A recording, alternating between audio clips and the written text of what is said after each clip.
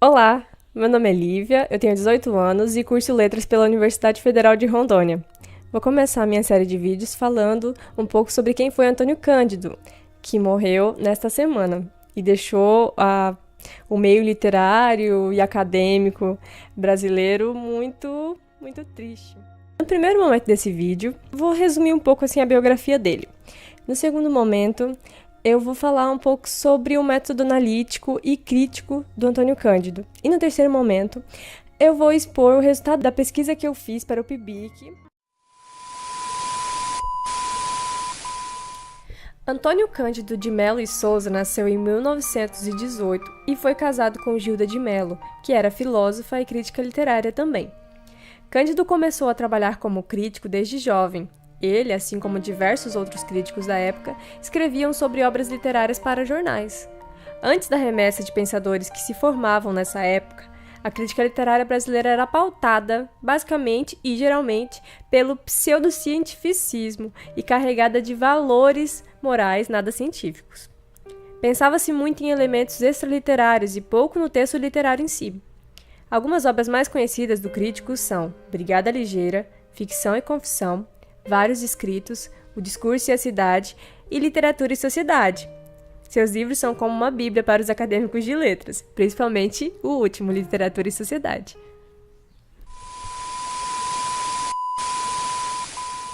Agora nós chegamos à segunda parte desse vídeo, que é onde eu vou falar, bem resumidamente, sobre o método analítico e crítico do Antônio Cândido. Ele diz aqui no livro Literatura e Sociedade que, olha, de fato, antes procurava-se mostrar que o valor e o significado de uma obra dependiam de ela exprimir ou não certo aspecto da realidade, e que este aspecto depois constituía o que ela tinha de essencial. Depois, chegou-se à oposição oposta, procurando-se mostrar que a matéria de uma obra é secundária e que a sua importância deriva das operações formais postas em jogo, conferindo-lhe uma peculiaridade que a torna de fato independente de quaisquer condicionamentos, sobretudo social, considerado inoperante como elemento de compreensão. Aí agora chega a parte em que ele se coloca, esse aqui é o iniciozinho de Literatura e Sociedade, gente. Hoje sabemos que a integridade da obra não permite adotar nenhuma dessas visões desassociadas, e que só podemos entender fundindo texto e contexto, numa interpretação dialeticamente íntegra, em que tanto o velho ponto de vista que explicava pelos fatores externos, quanto o outro, norteado pela convicção de que a estrutura é virtualmente independente, se combinam como momentos necessários do processo interpretativo. Basicamente, então, ele falou até aí sobre aquela tendência de estudar o texto, de criticar um texto pelos fatores externos a ele, ou seja, pensar muito pouco no texto em si, no que está escrito mesmo, e a outra tendência que a gente sabe que é a formalista, né, que surgiu lá na década de 20 aproximadamente, em que se tinha totalmente o contrário disso. O foco estava mais no texto mesmo, a gente chama isso de aspecto intrínseco da obra, né, mais do que o extrínseco. Aí ele diz aqui que as duas formas de interpretar um texto, de estudar um texto, são necessárias para que haja uma interpretação realmente coerente. E o que ele faz, o que ele sugere para que haja uma crítica realmente íntegra é a junção desses dois aspectos, o interno e o externo, de maneira que o externo venha para o interno. É o que a gente vai ver num dos resultados da minha pesquisa. A intenção da pesquisa foi mostrar como Antônio Cândido avaliou e recebeu duas obras do Graciliano Ramos, Caetés e São Bernardo, tendo em vista as diferenças formais e temáticas que ocorreram entre as duas gerações modernistas, a primeira e a segunda. Aquela primeira de Oswald de Andrade, da antropofagia, e a segunda, conhecida mais pelo regionalismo. Vale ressaltar o porquê de eu ter escolhido esses dois romances para fazer minha pesquisa. Basicamente, em um de seus livros, Cândido fala que esses dois romances possuem algumas características em comum, que é a metaficcionalidade, que é aquilo que acontece quando há uma comunicação, assim podemos dizer, entre o leitor e o autor. há ali alguns recursos que propiciam isso. E essa dialética de humanização e sordidez que está presente em toda a obra do Graciliano Ramos. É isso que ele fala no seu livro Ficção e Confissão, uma obra que ele fez somente sobre as produções do Graciliano Ramos. A obra do Graciliano Ramos, ele a divide em 3 partes, que são as obras em primeira pessoa ficcionais, as em terceira pessoa ficcionais e aquelas autobiográficas.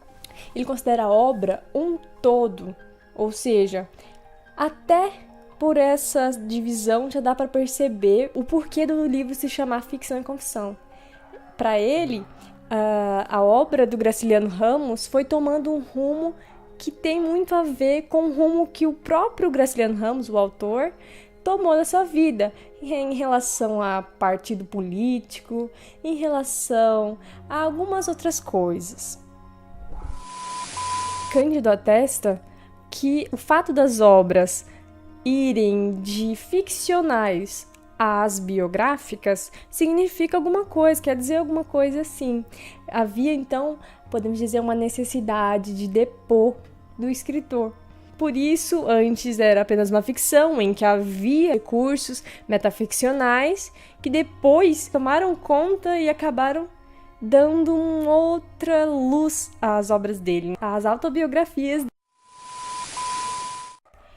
E os 2 romances que eu escolhi para fazer essa pesquisa, Caetés e São Bernardo, estão inclusas na primeira parte das divisões que ele faz da obra de Graciliano Ramos, que é a primeira das obras ficcionais em primeira pessoa, junto com Angústia. Foi interessante pegar esses 2 romances para a gente perceber como começou a evolução da obra do Graciliano Ramos, tendo em vista aquilo que eu disse, né? Que foi da ficção à confissão, da ficção à autobiografia. Para quem não sabe, Caetés foi o primeiro livro publicado do Graciliano Ramos, e São Bernardo foi o segundo. Então dá pra gente perceber bem essa evolução mesmo. Antônio Cândido percebe que no primeiro romance, aquela necessidade de depor ainda é mais fraca. O que predomina ali é mais a ironia, um jeito meio pós-naturalista. Ele vai falar nesse livro que havia quase que um medo. Os escritores que vieram depois do naturalismo tinham quase que um medo de serem naturalistas, de terem aquele fogo, Antônio Cândido diz. E aí ele diz que o Graciliano Ramos era um desses escritores, e em Caetés isso aparece muito bem, porque ele aparece irônico, a história, o narrador é muito irônico, a história é toda contada milimetricamente, as palavras são super bem utilizadas, assim, até demais. Alguns críticos, como o Horácio Buarque de Holanda, se não me engano, atesta até que para um romance ser bom, para uma obra ser boa, tem que haver alguns deslizes. Há uma estrada que os escritores traçam, né, escrevendo suas produções. E às vezes é bom desviar um pouco dessa linha, tomar uns rumos meio incertos, meio tortuosos, para se chegar numa história no final bom, enfim, que a obra seja boa. E que Caetés tem uma linha muito linear. Já São Bernardo, para o Antônio Cândido, é um romance onde já se inicia essa necessidade. Os personagens desse romance já são assim, mais fortes, diferente de Caetés, em que há uma horizontalidade. Os personagens têm a mesma densidade psicológica, que é pouquíssima, nenhum é forte, nenhum apresenta intensidade. Antônio Cândido diz, ainda no livro Ficção e Confissão, que a experiência da vida social levou, Graciliano Ramos, a mencionada repulsa pelas normas, incompatibilizando-o com a sociedade que elas regulam. A leitura de seus livros mostra que antes de qualquer adesão ao comunismo, já havia na sua sensibilidade a inconformada negação da ordem dominante e certa nostalgia de humanidade depurada, que formam o que foi designado acima como seu fundamental anarquismo. A adesão representa precisamente aspiração a uma sociedade refeita segundo outras normas e, portanto, completa de modo coerente a sua negação do mundo, indicando que ela era, na verdade, negação de um determinado mundo, da burguesia do capitalismo. A morte de valores burgueses é surdamente desejada em sua obra, sobretudo a partir de São Bernardo. É isso. O resultado da minha pesquisa foi bem sintetizado, mas a gente ainda pode pontuar algumas coisas que são bem importantes. Primeira coisa, os aspectos externos são utilizados pelo Cândido para explicar os internos, mas ele também, nas análises que faz, utiliza apenas o interno para explicar alguma coisa dentro das obras e, ora, utiliza coisas até assim biográficas, né? Como aconteceu ali no último trecho que eu citei. Espero ter passado uma informação legal para vocês de quem foi esse crítico maravilhoso que se foi, infelizmente, mas que deixou uma obra gigantesca pra gente que continuará sendo muito importante por muito tempo.